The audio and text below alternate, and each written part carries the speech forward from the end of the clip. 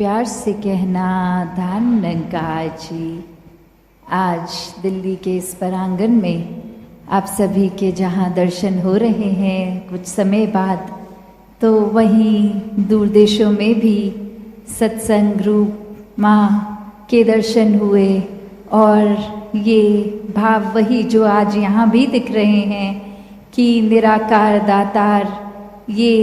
प्राथमिकता जीवन की, आधार जीवन का, और इसी पे अपना मन टिकाकर ये सहज अवस्था वाला जीवन जो आप सब भी जी रहे हैं, और वहाँ भी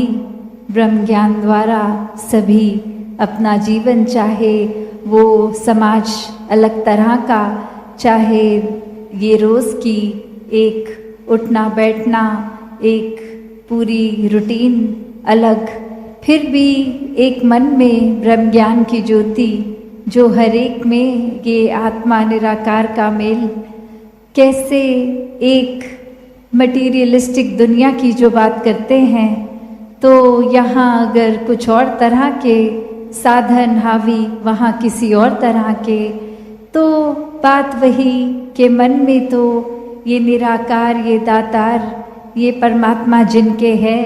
तो कोई भी चीज़ ये दुनिया की हो, मन परमात्मा में ही रहता है और किसी चीज़ में उलझता नहीं, खचित नहीं होता। कैसे एक संसार का रूप भी, वो भी एक देखा कि यहाँ अगर हम देखते हैं कि हम जिस जगह पे भी रहते हैं, कोई भी सत्संग भवन हमसे कुछ दूरी पर ही होता है। एक इतनी कन्वीनियंस कि एक या तो पैदल का रास्ता है या कोई और साधन से भी, मोटर से भी, बस से भी, किसी और साधन से भी जाते हैं तो बहुत ही कम समय में पहुंच भी जाते हैं। और वहाँ दूर देशों में रहने वाले संतों की अरदास कि हम जहाँ रहते हैं वहाँ से नज़दीक भी सत्संग भवन 5 घंटे की ड्राइव पे है, 2 घंटे की फ्लाइट पे है, तो वो ये सारी प्रॉब्लम होने के बावजूद भी सत्संग आते हैं। और यहाँ हम किस तरह अक्सर अपने आलस में एक सत्संग को हल्के में ले जाते हैं कि सुबह की सत्संग नहीं हो सकती तो शाम को चले जाएंगे, शाम की भी नहीं जा सकते तो संडे को चले जाएंगे। एक बहाना, एक आलस्य, तो वो कद्र कहीं ना कहीं सत्संग की भी खोते जाते हैं। और एक मन फिर माया में ही उलझता है, क्योंकि अक्सर सत्संग अगर नहीं आते तो बहुत ही कम समय होता है जो वो कोई बहुत ही जेन्युइन कारण है कि निकल नहीं सकते उस जगह से, सत्संग नहीं कर सकते। पर अक्सर ये मन का ही खेल होता है जो सत्संग से रोक देता है, कोई ना कोई बहाना कर देता है, जबकि पता भी है कि मन दुरुस्त हो जाता है सत्संग आके, फिर भी अक्सर बहाना दे देते हैं कि आज मन नहीं है सत्संग जाने का। तो वो तो बात वही हुई कि बीमार भी हैं और डॉक्टर पे भी नहीं जाना है। तो कैसे एक सेवा, सुमिरन, सत्संग के जो भाव हर कोई बार बार सत्संग से श्रवण करता है कि मन में निराकार को एक पक्की तरह बिठाना है, तो सेवा, सिमरन, सत्संग का रास्ता चुनना होगा। संतों के संग से, संतों की वाणी से, संतों की बातों पर अपने आप को आधारित करना होगा। एक सेवा भी जो अभी, चाहे वो समागम सेवा के शुरुआत के रूप में है या बाकी का साल किसी और तरह से, तो भाव सेवा के भी वही कि एक अपनी उपस्थिति भी रखें, वो शारीरिक भी, पर मन से ज़रूरी है वो ज़्यादा, कि एक मन अगर सेवा में लगा है तो ही शरीर की भी वो हरकत मुबारक है। तो कैसे एक तन दुरुस्त, मन दुरुस्त, एक ये निराकार का जुड़ाव सेवा, सत्संग, सिमरन के प्रति एक जिज्ञासा के बावे अगर आता है, तो कैसे ये जिज्ञासा मुबारक, ये ब्रह्म ज्ञान लेके, ये एकत्व मुबारक पर अब वो एकत्व कायम भी रखना है। वो सिर्फ बात इस तरह की ना हो जाए कि अब ज्ञान ले लिया है तो अब तो हम चाहे कुछ भी करें, एक ये पार उतारा तो तय है। नहीं, ज्ञान तो सिर्फ शुरुआत है। अपने जीवन को जितना ज्ञान पे टिकाएंगे उतना ही ये मुक्ति के हकदार होंगे। ये सिर्फ बात की ज्ञान ले लिया और मुक्ति होगी, वो एक कॉन्फर्मेशन की बात नहीं है। तो इस ज्ञान पे जीना बहुत ज़रूरी है। अगर ये आत्मा की तड़प को शांत करना है, ये साल्वेशन, ये एक मोक्ष की बात, तो हर किसी के जीवन में जहाँ ये उलझनों से निकलना संभव है, ये कोई सिर्फ किताबी बातें नहीं हैं। कोई भी धर्म ग्रंथ खोल के देख लें, ये ही बात कि ब्रह्म ज्ञान द्वारा ये एकत्व होता है आत्मा परमात्मा का, और यही हम अपने सारे जंजाल, एक जितनी भी पीड़ा, एक कितने भी कष्ट, और यहाँ कष्ट कोई एक जीवन की बात नहीं, उस तरह एक शारीरिक कष्टों की नहीं, आर्थिक कष्टों की नहीं, ये आत्मा का कष्ट कि ये एक आराम अगर हमेशा का चाहिए तो पहले निराकार को जानना है, फिर इसकी भक्ति करनी है। और ये भक्ति फिर किसी चतुर चालाकियाँ या अपनी एक सुविधा अनुसार नहीं, ये तो प्रेम पे आधारित है भक्ति। ये फिर एक खुद ब खुद हो जाती है, जितना ज़्यादा जुड़ाव उतना गहरा प्यार। तो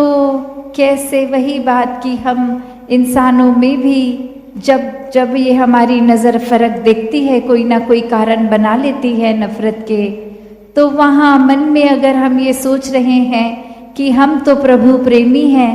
पर हमें उंगलियों पे गिन के कुछ लोगों के नाम ले लेते हैं कि ये इंसान पसंद नहीं है, तो बात क्या कि ये जीवन हमारा एक हम कोशिश अगर ये बात पे टिकेंगे कि हमें किसी से नफ़रत है तो मन में परमात्मा तो नहीं टिका। कैसे एक जजमेंटल होने की बजाय, एक किसी पे टिप्पणी करने की बजाय, एक किसी की कोई हरकत या कोई बात बोल दी किसी ने, उसको इतनी गहरी गांठ मार ली कि अब वो इंसान ही ठीक नहीं लग रहा। और कैसे चाहे फिर वो सामान हो, इंसान हो, कोई पुरानी एक सिचुएशन हो, क्योंकि अक्सर एक पास्ट में भी, एक बीते कल में भी रहने का सुख वो माया रूप ही होता है। एक इस समय में इन द मोमेंट जीने वाली कला ये भक्ति है, क्योंकि ये कण कण से शिक्षा लेके ये भक्ति भाव है, ये सेवा भाव है। एक अगर अक्सर ये भी देखा जाता है कि अगर शरीर किसी वजह से ठीक नहीं है या कोई बुजुर्गी के कारण उतना चुस्त नहीं है, तो मन में ख्याल यही आता है कि अपने पिछले दिनों में जब शरीर में बल था तो ये सेवा हम भरपूर करते थे, दौड़ दौड़ के करते थे, और अब ये शरीर काम इतना नहीं कर रहा तो कम हो पाती है। तो बात वो भी कि यहाँ पे भी ये माया को भक्ति में ना आने दे। पहले अगर हम वो भी सोच के कर रहे थे तो हम उस समय भी क्या सेवा कर रहे थे, अगर हम उस चीज़ को भी गिनती में ला सकते हैं, क्योंकि सेवा तो गवा कर करना है खुद को। तो कैसे इस माया में अड़ना नहीं है, ना बीते कल में ना आने वाले कल में, ये तो इस पल की है। इस भक्ति को हर समय करना है, हर पल में करना है। तो ये मनुष्य के ख्याल ये तो कभी ख़त्म नहीं होंगे। ये तो बिल्कुल एक बॉटमलेस बकेट, जिस तरह एक बाल्टी अगर उसके नीचे कुछ रोकने के लिए नहीं है, तो जितना एक ख्याल, जितनी सोच, जितनी इच्छाएं डालते रहेंगे, ये तो ख़त्म नहीं होने वाली, ना वो बाल्टी कभी भर सकती है। तो कैसे फिर अपने आप को इन इच्छाओं से, सोचों से मुक्त करें। बात फिर वही आके जुड़ती है कि निराकार का सहारा लेना होगा, निराकार के रंग में रंगना होगा, तभी निराकार जैसे होंगे, एक निराकार वाले गुण होंगे। तो संसारिक रूप में भी एक असली मनुष्य जीने के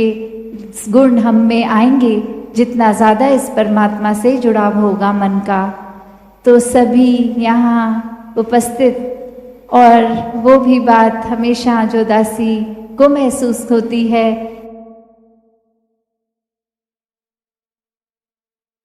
दूर से सत्संग आते हैं और वो मौसम भी अगर कंफर्टेबल नहीं होता, फिर भी सत्संग इतने आराम से किए करने के ये संत इच्छुक इसीलिए क्योंकि ये मन की ठंडक, ये निराकार साथ है और इसी के कारण एक मन भी टिक जाता है, तन भी टिक जाता है। तो यही अवस्था हमें हम परिस्थिति में अगर बना के रखें तो ही वो सहज जीवन है, वो ही एक मन को स्थिर करके एक स्थिर जीवन है कि जहाँ संसार में ये कोशिश हर एक की रहे कि एक हर कोई ही इस दातार का बनाया है, किसी तरह अगर कुछ गलत भी कह रहा है तो भी उसको मन से एक माफ़ करते हुए उसकी भी भलाई का सोचे। अगर अक्सर ये देखा गया है समाज में कि कोई अगर किसी को गलत नज़र से देख रहा है तो भी ये बात कि हमें एक मन में भाव हो कि उस व्यक्ति को किस तरह समझाया जा सके, और यदि वो व्यक्ति अप्रोच से बाहर हो कि सुनने को तैयार नहीं, कोई एक सामने बैठ के एक आराम से एक बात, एक डायलॉग नहीं कर सकता है, तो फिर वो बात कि कैसे जिसके लिए उन्होंने खराब बोला उनको समझाया जाए कि जो शब्द बोल दिए गए हैं या जिस नज़र से देखा गया,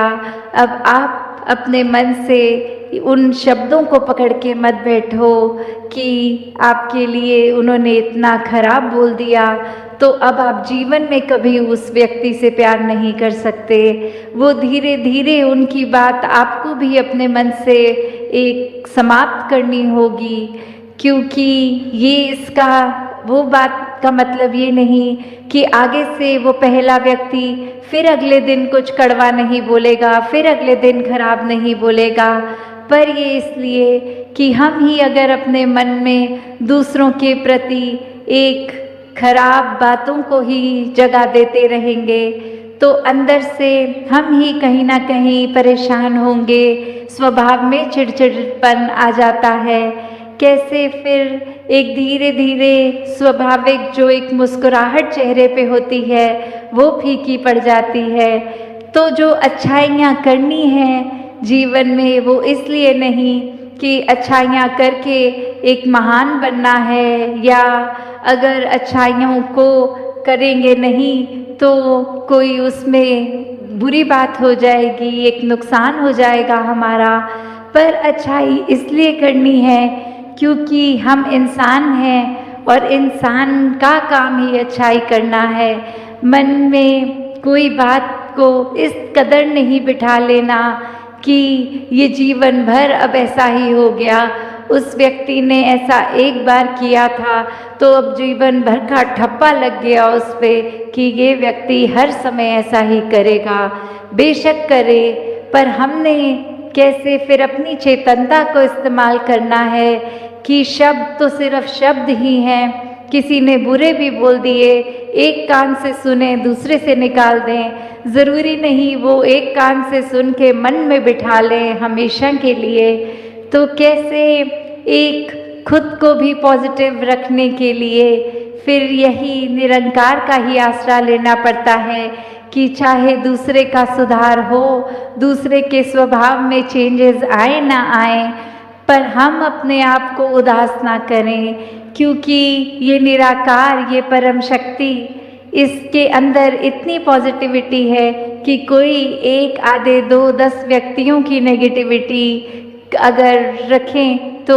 उसके मुताबिक उसके कंपैरिजन एक तोल में अगर देखें तो ये निरंकार की तो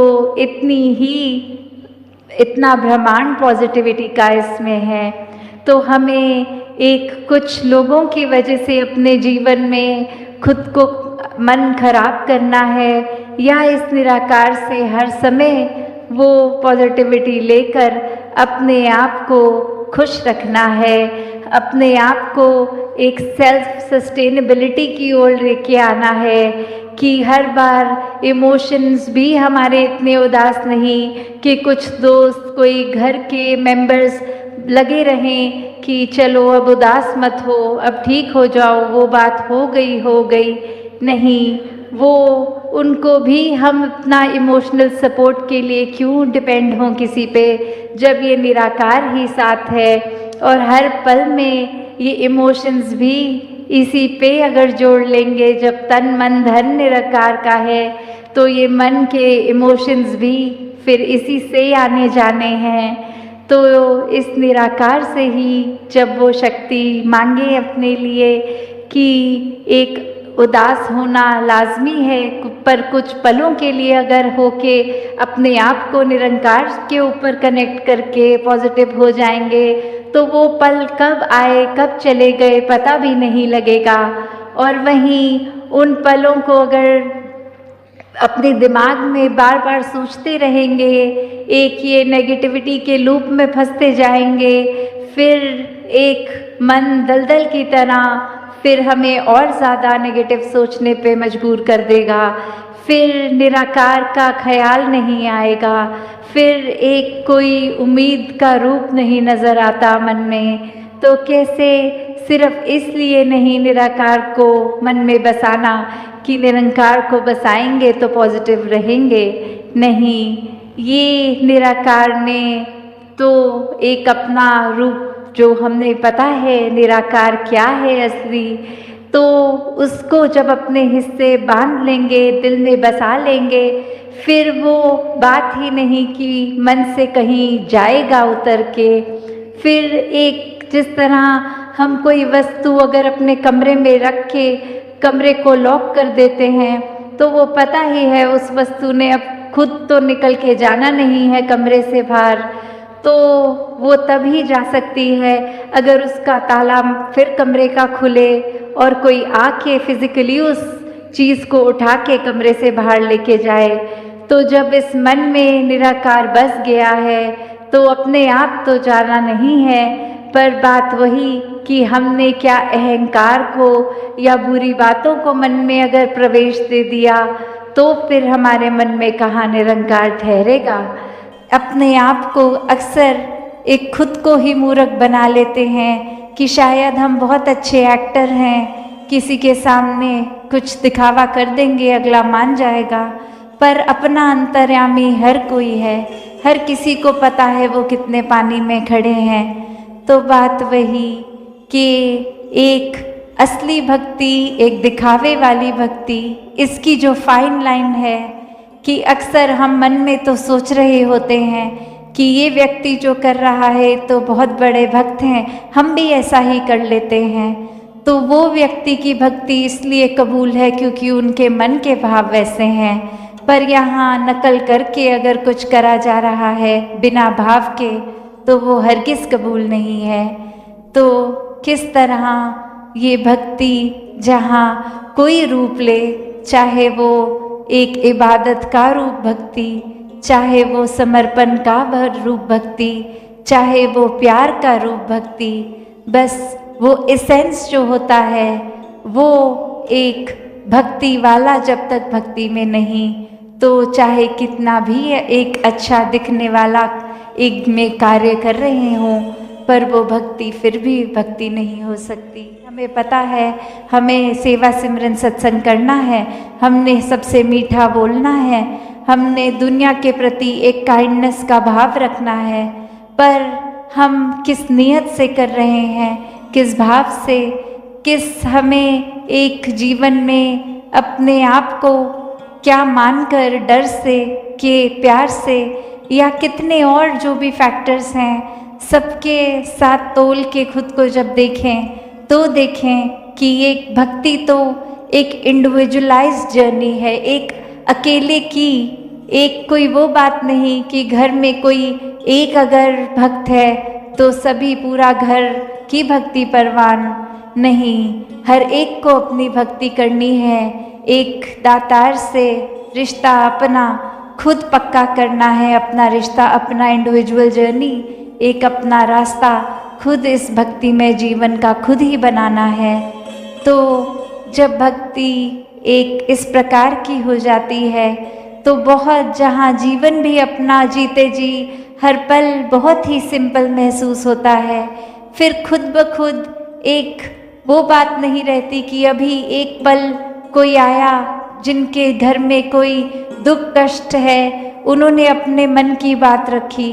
तो मन उनके साथ वो एम्पैथी रखता है, मन महसूस करता है उनका दुख और कष्ट भी। और वहीं अगले पल कोई आके एक खुशखबरी दे रहे हैं, घर में कोई अच्छी बात है, तो वहाँ मन उसी पल उनके साथ खुशियाँ भी मना रहा है।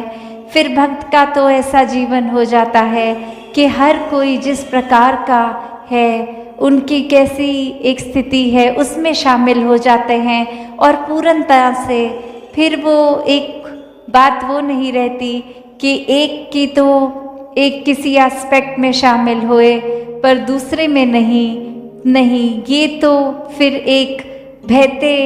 एक नदी के समान भक्त, फिर से दासी वही वर्ड्स का प्रयोग करेगी, गोइंग विद द फ्लो, कि हर किसी जब निराकार जिस तरह से हर जगह है, तो फिर इसकी सृष्टि भी देखने में कितनी अलग अलग नज़र आती है, गुण भी कितने अलग, पर हर एक में एक कॉमन फैक्टर ये निराकार है। तो वैसे ही कोई स्थिति हो किस तरह की भी, तो उसमें भी कॉमन फैक्टर ये निराकार है, क्योंकि जिसको हम माया कहते हैं वो तब तक ही एक कष्ट देगी जब तक वो माया माया है। जिस पल उस माया में निराकार दिख जाए उस समय वो भक्ति हो जाती है। तो कैसे हमें जीवन में कोई भी चीज़ किसी इंसान से जहाँ इतना जुड़ना नहीं कि उसके होने ना होने से दुख पहुँचता है, वो एक दातार की दी गई शरीर, कोई वस्तु दातार ने जब चाहे वापस ले, वो इंसान का हमारे जीवन में होना,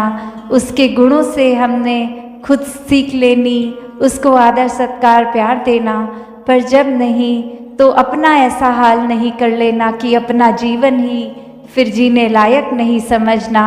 मन में डिप्रेसिव ख्याल लाने नहीं। ये भक्ति बिल्कुल हर एक की अपना रिश्ता है इस दातार से, खुद जीकर उस रिश्ते को खुद कायम करना है।